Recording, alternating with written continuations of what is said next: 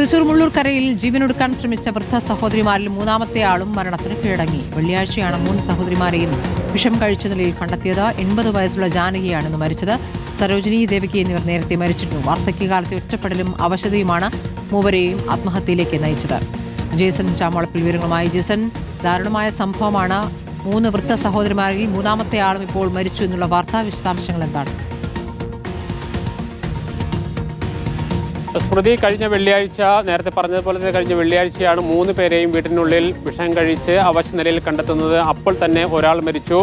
പിന്നീട് പിറ്റേ ദിവസം ശനിയാഴ്ച മറ്റൊരാൾ മരിച്ചു. ഇന്ന് പുലർച്ചെ മൂന്നാമത്തെ ആൾ മരിച്ചു. ജാനകി, അതുപോലെ തന്നെ ദേവകി, സരോജിനി 3 പേരും ഒന്നിച്ചായിരുന്നു താമസം. കുറേ കാലം ദേവസ്വത്തിൻ്റെ ഗുരുവായൂരിലെ സ്ഥലത്തായിരുന്നു താമസിക്കുന്നത്. പിന്നീട് വീട്ടിലേക്ക് പോവുകയായിരുന്നു. ഒറ്റപ്പെടലും അതുപോലെ തന്നെ ശാരീരിക അവശതകളുമാണ് പ്രധാനമായും മരണത്തിലേക്ക് നയിച്ചതെന്നാണ് ആത്മഹത്യക്കുറിപ്പ് കണ്ടെടുത്തിരിക്കുന്നത്.